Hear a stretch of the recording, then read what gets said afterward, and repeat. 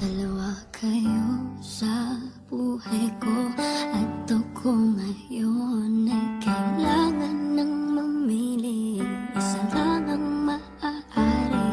Alam mo, narito ko lagi para sa'yo. Mahal kita ng labis, ngunit di ba ang iyong nais? Sino ang iibigin ko? Ikaw ba na pangarap ko? O siya bang kumakatok sa puso ko?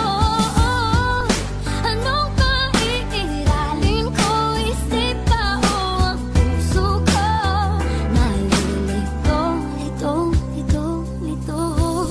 Sinong pipiliin ko? Mahal ko o mahal mo? Mahirap mang magdesisyon kung sino ba ang pipiliin. Yung mahal ko ba o yung sadyang nagmamahal sa akin? Yung mahal ko na merong mahal na di para sa akin, o yung nagmamahal sa akin at sadya siyang alanganin. Tanggapin ang aking pusong meron ng nilalaman, ngunit ang masama nito hindi siya ang nakalaan. Kaya dapat ko na ba siyang papasukin sa aking puso, na matapos na sa kakaisip yung isa isuko? Ngunit para bang hindi ko kaya na gawin ito, dahil hanggang ngayon ang puso't isip ko'y litong-lito. Kung sino nga ba talaga ang dapat ko na palayain, at kung sino ba sa dalawa ang dapat makapiling. Oo, mahirap mang magdesisyon agad-agad, baka magsisilang ako't lumuha ng sagad-sagad. Ayoko naman na mangyari ang ganitong sitwasyon, kaya dapat kong pag-isipan ang kanilang opinyon. Sino ang iibigin ko?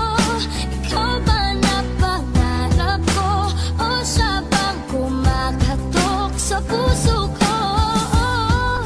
Anong paiiralin ko? Isip ba o ang puso ko?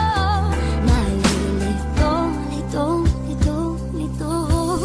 Sinong pipiliin ko? Mahal ko o mahal mo? Hanggang ngayon tinatanong pa rin ang puso kong lito, hindi pa rin makapamili, bakit nga ba ganito? Naipit ako sa ganitong sitwasyon, napakahirap. Ano ba ang dapat na gawin? Ako'y magsusumika para lang malampasan ang pagsubok na ganito. Sana naman ay matauhan, ako ay litong-lito. Kung sino nga ba sa inyo ang dapat ko na mahalin? Yung mahal ko ba na walang pagtingin para sa akin? Ngunit meron din naman sa puso ko'y naghihintay, siya ay nag-aabang at ang pag-ibig na hindi tatamlay. Ito na ba ang panahon para siya naman ang ibigin, at di na ako maghabol sa taong di ako inibig? At ngayon naliwanagan ako sa lahat-lahat sa pangyayari na nangyari ngayon sa atin, sapagkat nakabili na ako ng babaeng mamahalin, kundi isang babaeng na handa akong paligayahin. Sino